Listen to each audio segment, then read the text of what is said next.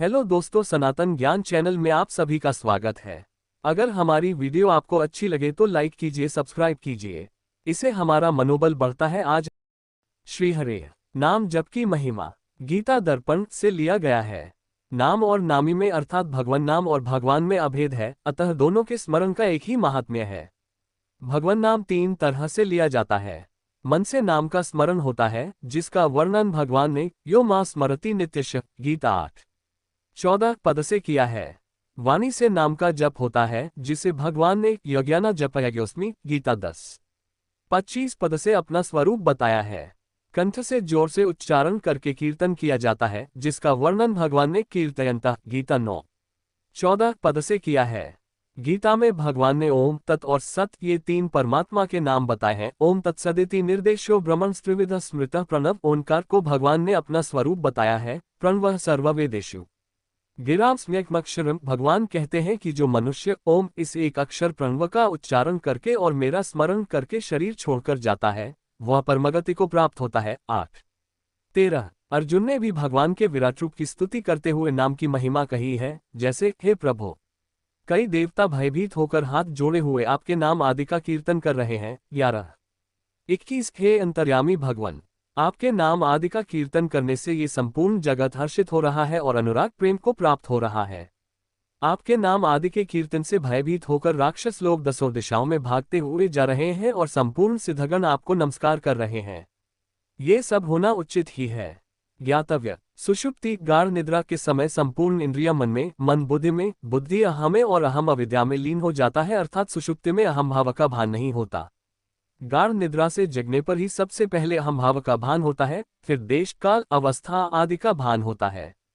परंतु गाढ़ निद्रा में सोए हुए व्यक्ति के नाम से कोई आवाज देता है तो वह जग जाता है, अर्थात अविद्या में लीन हुए गाढ़ निद्रा में सोए हुए व्यक्ति तक शब्द पहुंच जाता है। तात्पर्य है कि शब्द में अचिंत्य शक्ति है, जिससे वह अविद्या को भेद कर अहं तक पहुंच जाता है। जैसे अनादिकाल से अविद्या में पड़े हुए मूर्छित व्यक्ति की तरह संसार में मोहित हुए मनुष्य को गुरुमुख से श्रवण करने पर अपने स्वरूप का बोध हो जाता है, अर्थात अविद्या में पड़े हुए मनुष्य को भी शब्द का तत्वज्ञान करा देता है। शब्द में ऐसी विलक्षण शक्ति है कि वह जो इंद्रियों के सामने नहीं है, उस परोक्ष का भी ज्ञान करा देता है। ऐसे ही जो तत्परता से भगवान नाम का जप करता है, उसको वह नाम स्वरूप का बोध, भगवान के दर्शन करा देता है। तत्वज्ञ जीवनमुक्त महापुरुष के मुख से निकले जो शब्द उपदेश होते हैं, उनको कोई आदरपूर्वक सुनता है तो उसके आचरण भाव सुधर जाते हैं और अज्ञान मिटकर बोध हो जाता है। परंतु जिसकी वाणी में असत्य, कटुता, वृथा बकवाद, निंदा, परचर्चा आदि दोष होते हैं, उसके शब्दों का दूसरों पर असर नहीं होता, क्योंकि उसके आचरणों के कारण शब्द की शक्ति कुंठित हो जाती है। ऐसे ही स्वयं वक्ता में भी भ्रम, प्रमाद, लिप्सा और कर्णापाठ ये चार दोष होते हैं। वक्ता जिस विषय का विवेचन करता है, उसको वह ठीक तरह से नहीं जानता, अर्थात कुछ जानता है और कुछ नहीं जानता, ये भ्रम है। वह उपदेश देते हुए सावधानी नहीं रखता, बेपरवाह होकर कहता है और श्रोता किस दर्जे का है, कहां तक समझ सकता है आदि बातों को उपेक्षा के कारण नहीं जानता, ये प्रमाद है। किसी तरह से मेरी पूजा हो, आदर हो, श्रोताओं से रुपये पैसे मिल जाया, मेरा स्वार्थ सिद्ध हो जाए, सुनने वाले किसी तरह से मेरे चक्कर में आ जाया, मेरे अनुकूल बन जाया आदि की इच्छा रखता है, ये लिप्सा है। कहने की शैली में कुशलता नहीं है, वक्ता श्रोता की भाषा को नहीं जानता, श्रोता किस तरह बात को समझ सकता है वह युक्ति उसको भी नहीं आती, यह कर्णापाठ है। ये चार दोष वक्ता में रहने से वक्ता के शब्दों से श्रोता को ज्ञान नहीं होता। इन दोषों से रहित शब्द श्रोता को ज्ञान करा देते हैं। श्रोता भी श्रद्धा, विश्वास, जिज्ञासा, तत्परता, संयतेंद्रियता आदि से युक्त हो और उसका परमात्म प्राप्ति का उद्देश्य हो तो उसको वक्ता के शब्दों से ज्ञान हो जाता है। तात्पर्य है कि वक्ता की अयोग्यता होने पर भी श्रोता पर उसकी वाणी का असर नहीं पड़ता और श्रोता की अयोग्यता होने पर भी उस पर वक्ता की वाणी का असर नहीं पड़ता। दोनों की योग्यता होने पर ही वक्ता के शब्द का श्रोता पर असर पड़ता है। परंतु के नाम में इतनी विलक्षण शक्ति है कि कोई भी मनुष्य किसी भी भाव से नाम ले, उसका मंगल ही होता है। भाया कुभाया अनखाल सहूं, नाम जपत मंगल दिसी दसहूं।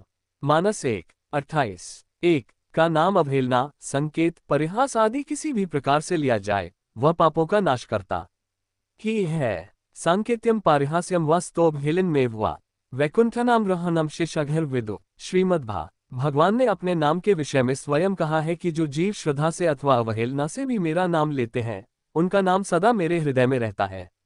श्रद्धया हेल्या नाम रटन्ति मम जन्तवः तेषा नाम सदा पार्थ वर्तते हृदये मम जाती है। ऐसे ही स्वयं वक्ता में भी भ्रम, प्रमाद, लिप्सा और कर्णापाठ ये 4 दोष होते हैं। वक्ता जिस विषय का विवेचन करता है उसको वह ठीक तरह से नहीं जानता, अर्थात कुछ जानता है और कुछ नहीं जानता, ये भ्रम है। वह उपदेश देते हुए सावधानी नहीं रखता, बेपरवाह होकर कहता है और श्रोता किस दर्जे का है, कहां तक समझ सकता है आदि बातों को उपेक्षा के कारण नहीं जानता, ये प्रमाद है।